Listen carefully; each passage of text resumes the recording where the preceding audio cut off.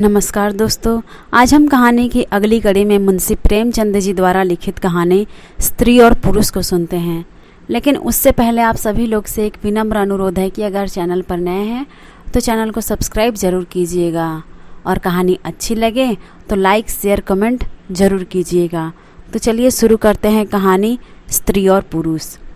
बिपिन बाबू के लिए स्त्री ही संसार की सुंदर वस्तु थी। वह कवि थे और उनकी कविता के लिए स्त्रियों के रूप और यौवन की प्रशंसा ही सबसे अच्छा विषय था।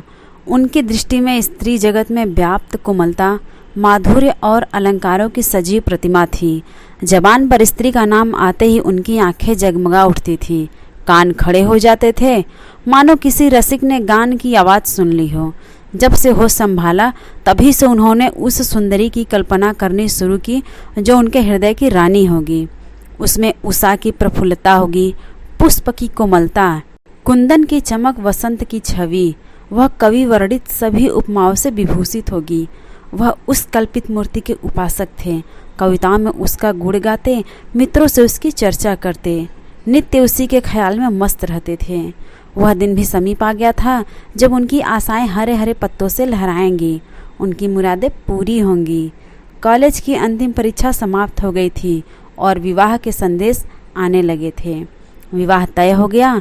बिपिन बाबू ने कन्या को देखने का बहुत आग्रह किया, लेकिन जब उनके मामू ने विश्वास दिलाया कि लड़की बहुत ही रूपवती है, मैंने उसे अपनी आंखों से देखा है, तब वह राजी हो गए।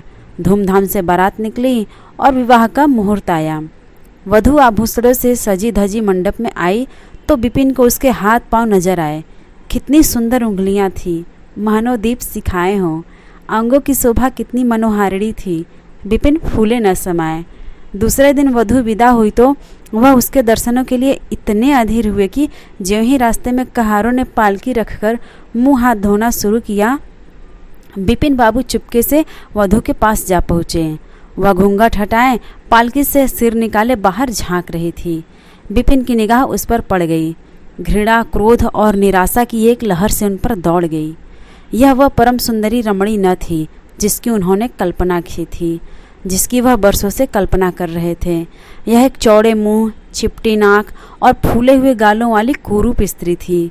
रंग गोरा था पर उसमें लाली के बदले सफ़ेदी थी, और फिर रंग कैसा ही सुंदर हो, रूप की कमी नहीं पूरी कर सकता।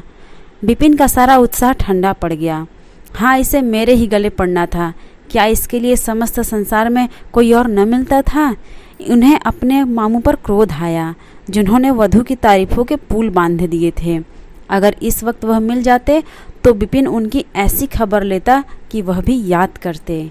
जब कहारों ने फिर पालकियां उठाई तो बिपिन मन में सोचने लगा, इस स्त्री के साथ कैसे मैं बोलूँगा, कैसे इसके साथ जीवन काटूंगा।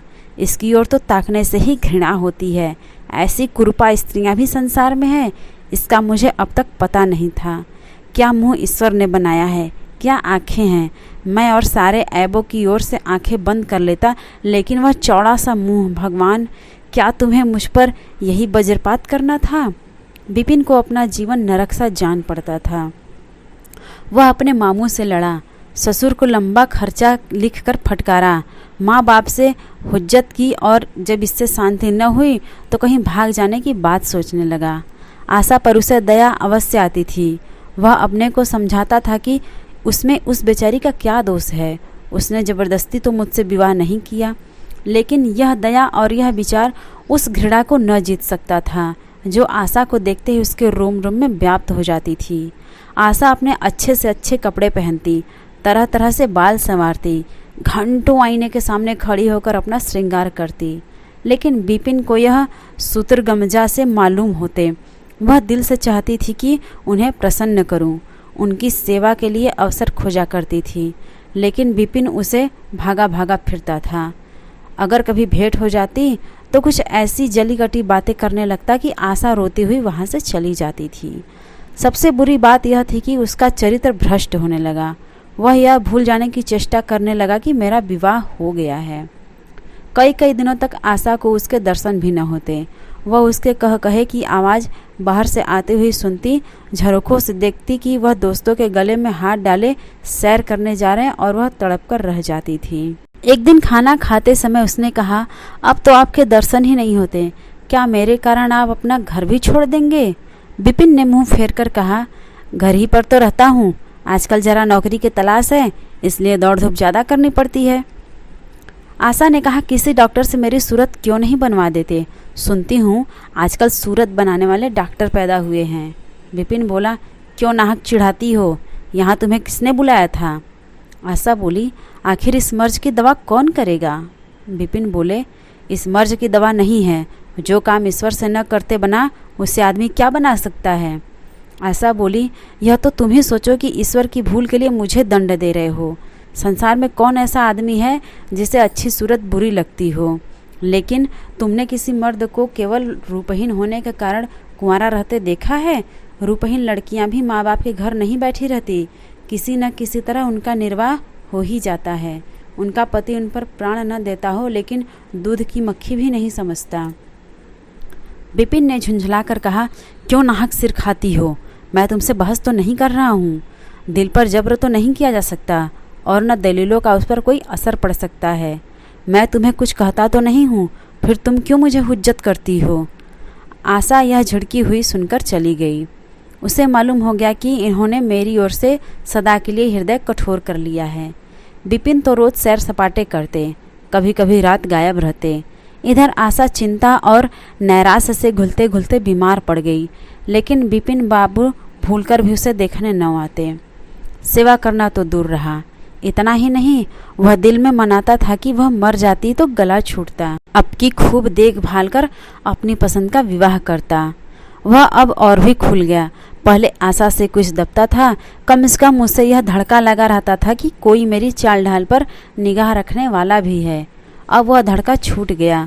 कुवासनाओं में ऐसा लिप्त हो गया कि मर्दाने कमरे में ही जमघट होने लगी। लेकिन विषय भोग में धन ही का सर्वनाश नहीं होता, इससे कहीं अधिक बुद्धि और बल का सर्वनाश होता है। विपिन का चेहरा पीला पड़ने लगा, देह भी छिड़ होने लगी, पसलियों की हड्डियां निकल आईं, आँखों के इर्द गिर्द गड्ढे पड़ गए।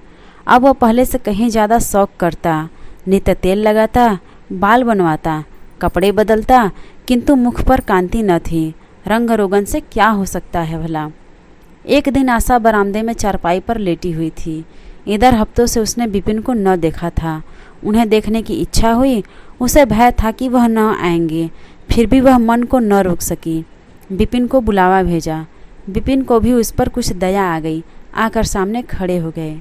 आशा ने उनके मुख की ओर देखा तो चौंक पड़ी। वह कितने दुर्बल हो गए थे कि पहचानना मुश्किल था।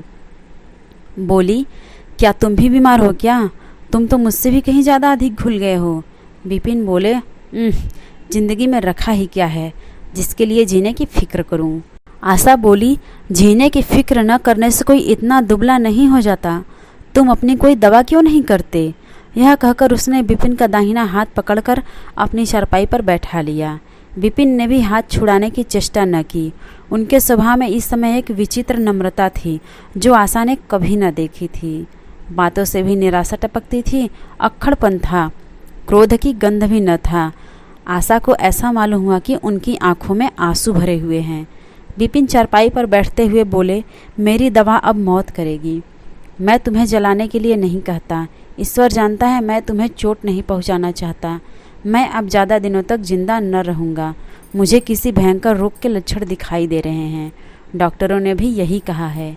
मुझे इसका खेद है कि मेरे हाथों तुम्हें कष्ट पहुंचा, पर क्षमा करना। कभी कभी बैठे बैठे मेरा दिल डूब जाता है और मूर्छा सी आ जाती है। यह कहते कहते एकाएक वह कांप उठे, सारी देह में सनसनी सी दौड़ गई। मूर्छित होकर चारपाई पर गिर पड़े और हाथ पैर पटकने लगे। मुंह से फिचकुर निकलने लगा। सारी देह पसीने से तरबतर हो गई। आशा का सारा रोग हवा हो गया। वह महीनों से बिस्तर न छोड़ सकी थी, पर इस समय उसके शिथिल अंगों में विचित्र स्फूर्ति दौड़ गई। उसने तेजी से उठकर विपिन को अच्छी तरह लेटा दिया और उनके मुख पर पानी के छींटे देने लगी। महरी भी दौड़ी आई और पंखा झलने लगी। बाहर खबर हुई, मित्रों ने दौड़कर डॉक्टर को बुलाया। बहुत यत्न करने पर भी विपिन ने आंखें न खोली। संध्या होते होते उनका मुंह टेढ़ा हो गया और बायां अंग शून्य पड़ गया। हिलना तो दूर रहा, मुंह से बात निकालना भी मुश्किल हो गया।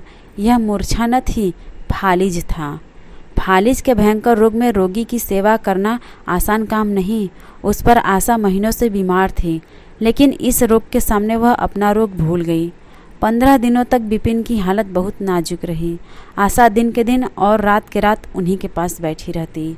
उनके लिए पथ्य बनाना, उन्हें गोद में संभाल कर दवा पिलाना, उनके जरा जरा से इशारे को समझना और उसी जैसी धैर्यशीला स्त्री का काम था। अपना सिर दर्द से फटा करता, ज्वर से देह तपा करती, पर इसकी उसे जरा भी परवाह न थी। 15 दिनों के बाद विपिन की हालत कुछ संभली। उनका दाहिना पैर तो लूंज पड़ गया था, पर तोतली भाषा में कुछ बोलने लगे थे। सबसे बुरी गत उनके सुंदर मुख की हुई थी। वह इतना टेढ़ा हो गया था कि जैसे कोई रबर के खिलौने को खींचकर बढ़ा दे। बैटरी की मदद से जरा देर के लिए बैठ या खड़े हो जाते थे, लेकिन चलने फिरने की ताकत न थी। एक दिन लेटे लेटे उन्हें क्या जाने क्या ख्याल आया, आईना उठाकर अपना मुंह देखने लगे। ऐसा कुरूप आदमी उन्होंने कभी न देखा था। आहिस्ता से बोले, आशा, ईश्वर ने मुझे गुरूर की सज़ा दे दी।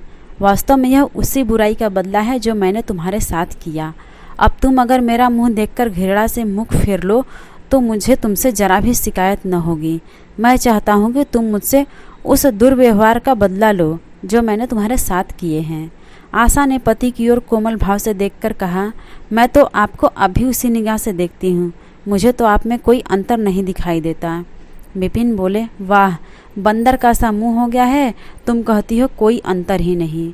मैं तो अब कभी बाहर न निकलूँगा। ईश्वर ने मुझे सचमुच दंड दे दिया। बहुत यत्न किए, पर विपिन का मुंह सीधा न हुआ।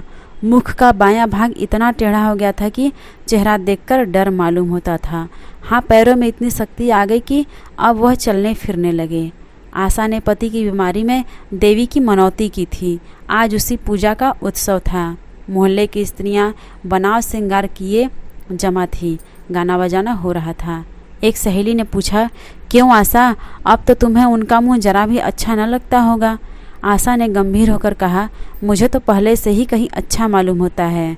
सहेली बोली, चलो बातें बनाती हो। आशा बोली, नहीं बहन, सच कहती हूँ। रूप के बदले मुझे उनकी आत्मा मिल गई, जो रूप से कहीं बढ़कर है। विपिन कमरे में बैठे हुए थे। कई मित्र जमा थे। ताश हो रहा था। कमरे में एक खिड़की खुली थी जो आंगन में खुलती थी। इस वक्त वह बंद थी। एक मित्र ने चुपके से उसे खोल दिया और शीशे से झांककर विपिन से कहा, आज तो तुम्हारे यहाँ परियों का अच्छा जमघट है। विपिन बोले, बंद कर दो। दोस्त बोले, अजी जरा देखो तो कैसी कैसी सूरतें हैं। तुम्हें इन सब में कौन सबसे अच्छी मालूम होती है।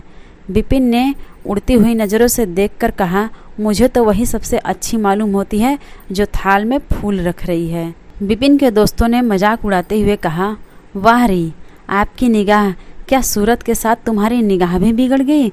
मुझे तो वह सबसे बदसूरत मालूम होती है। विपिन बोले, इसलिए कि तुम उसकी सूरत देखते हो और मैं उसकी आत्मा को देखता हूँ। दोस्त बोले, अच्छा यही मिसेज विपिन है। विपिन बाबू बोले, जी हाँ, यह वही देवी है। तो आज की ये मुंशी प्रेमचंद जी द्वारा लिखित कहानी स्त्री और पुरुष आपको कैसी लगी, कमेंट्स करके ज़रूर बताइएगा। और अगर चैनल पर नए हैं तो चैनल को सब्सक्राइब ज़रूर कीजिएगा और अपने दोस्तों के साथ शेयर कीजिएगा।